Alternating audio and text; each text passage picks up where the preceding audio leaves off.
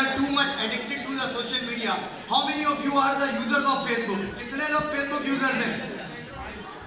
Okay, that's wonderful. Facebook ने आपको एक बीमारी दे दी जिसको कहते हैं अटेंशन प्लस एप्रिसिएशन। हर आदमी एक चीज चाहता है, जिस इंसान को भी आप तवज्जो देंगे और उसकी तारीफ करेंगे वो आदमी आपका हो जाएगा। आप सलीम भाई को तवज्जो और तारीफ देंगे तो वो सलीम भाई आपके हो देंगे। ऐसे ही फेसबुक ने आपके साथ किया, फेसबुक ने भी आपको अपना गुलाम बना लिया।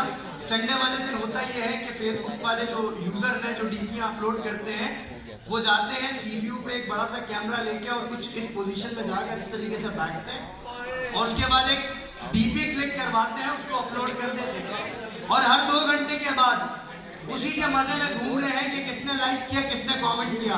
अच्छा, यूजुअली होता ये है कि लड़कियां अपनी डिस्प्ले पिक्चर अपलोड नहीं करती, वो क्या करती है गूगल से किसी की तस्वीर उठाती है, उसके हाथ पैर अलग करती है, सर अलग करती है, एंड में सिर्फ जूता बचता है, वो भी यूं करके होता है, उसके ऊपर उसको अपलोड करते हैं, उसको एंजॉय करने लग जाते हैं। पहला जो हमें बीमारी मिली वो था अटेंशन प्लस एप्रिसिएशन। हम में से हर आदमी अटेंशन चाहता है, हम में से हर आदमी एप्रिसिएशन चाहता है और वो हमें लोगों से नहीं मिल रही तो हम कनेक्टेड हो गए सोशल मीडिया के साथ। फिर एक और एप्लीकेशन है जिसको हम कहते हैं व्हाट्सएप। आप तमाम लोग यूजर्स होंगे, व्हाट्सएप जब तक बात करने के लिए था तब तक बात ठीक थी, लेकिन उसने एक और अपडेट दिया आपको and that is called status update. Status के साथ सबसे बड़ा मसला ये, जिस तरह पुराने जमाने में नानियां दादियां कहा करती थी ना, हल्के बोलो बराबर वाले कान लगा के सुन रहे होंगे, स्टेटस अपडेट ने हमें यही बीमारी दे दी।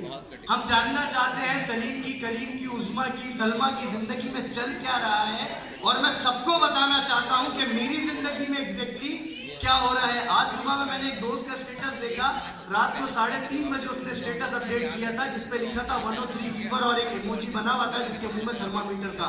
बोला यार रात को 3:30 बजे अगर 103 बुखार है, 104 में तो आदमी दुनिया से चला जाता है, डॉक्टर के पास क्या अगर कौन आने वाला है।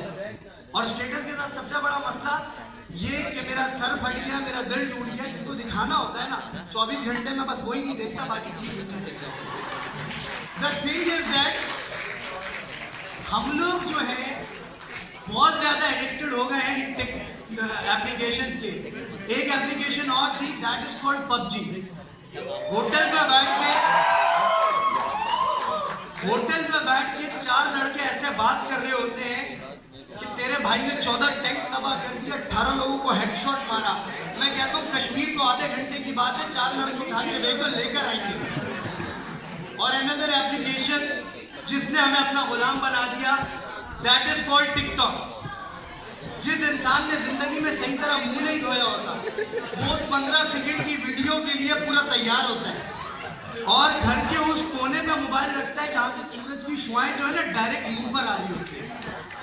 और वो 15 अच्छा ये जब तक बीमारी खवातीन में थी इट्स ओके, ये बीमारी लड़कों में आ गई और वो लड़के बदल ही गए बिल्कुल।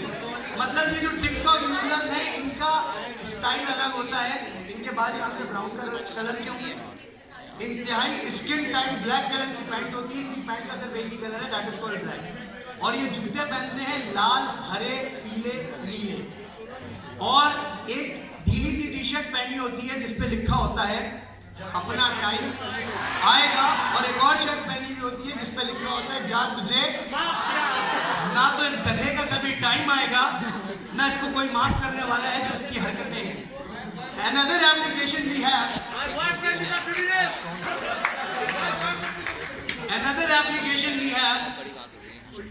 जहां पर हम अपने मुंह के साथ किसी गधे का घोड़े का मुंह लगाते हैं और उसके बाद मुंह करके देखते हैं और फिर हमें अच्छा लग रहा होता है। सवाल ये पैदा होता है क्या मुझे और आपको सिर्फ इन्हीं कामों के लिए भेजा गया है? What we are doing right now?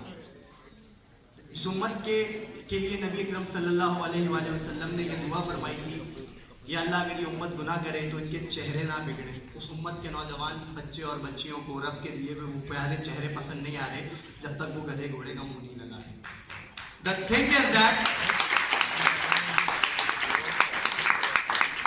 ये जो उम्र होती है